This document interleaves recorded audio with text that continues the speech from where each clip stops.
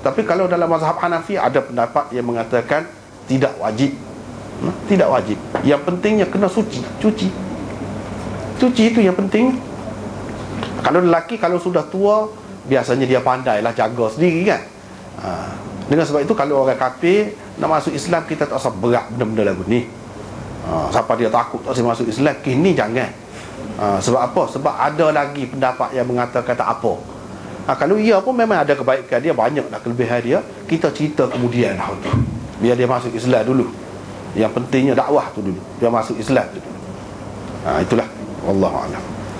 Seterusnya ni dalam pertubuhan Islam, terlibat dalam pertubuhan Islam, bagaimana meninggalkan pertubuhan tu. Jadi ini pertubuhan, pergerakan apa ni hak kemudian. Hak kata tak boleh dalam hadis meninggalkan jemaah tu, siapa yang meninggalkan jemaah kadar sejengkal tu dia keluar daripada ribqatil Islam, ikatan Islam, atau mati dalam keadaan jahiliyah. Bukan maksudnya pertubuhan hak kemudian ni hak biasa ni, tidak. Pertubuhan itu yang berkaitan dengan akidah. Lagu mana? Jemaah tu, akidah Ahlus Sunnah wal Jamaah lah. Tu keluar daripada hak tu.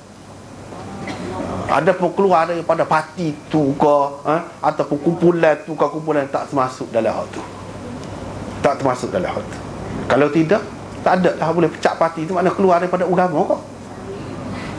Misalnya kalau pecah daripada parti, ia sebahagian daripada Islam. Kalau pecah daripada hak tu, makna memecahkan dia daripada Islam. Kau boleh kau pecah orang daripada Islam? Tak ada. Tak boleh.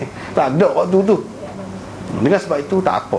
Tapi kena tengoklah benda tu setara mana. Kalau molek keperluan semasa tu kan, kena tengoklah. Hak tu atas kita lah menilai. Tapi nak kata hak maksud jamaah, hak dalam hadis tu tidak.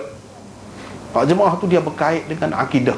Dengan sebab itu kita tengok ulama-ulama besar pun, misalnya kalau di negeri Arab tu, Said Hawa, dia keluar daripada Ikhwanul Muslimin. Ikhwanul Muslimin itu besar dan banyak kebaikan dia, lebih lengkap lagi, lebih kemah lagi daripada pertubuhan-pertubuhan lain. Sebab dia dalam semua sudut dia masuk. Tapi tak ada siapa kata dia ni mati dalam jahiliyah ke ataupun tidak Islam ke, tak ada.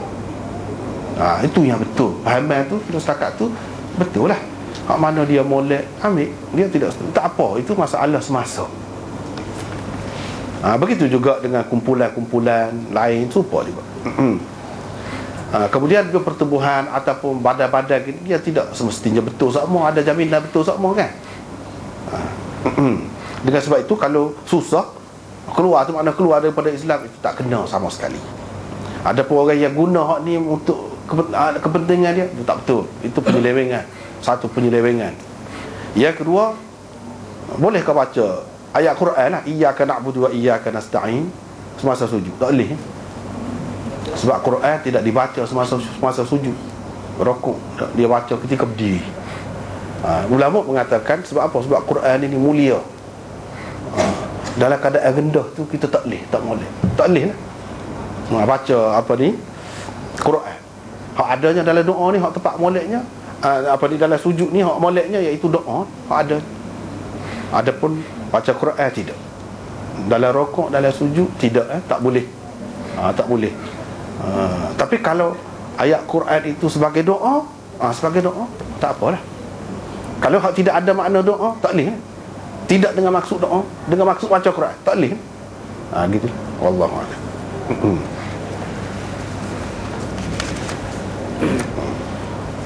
Ada lagi Muslim ni? Kalau tak ada sikit pengumuman ya.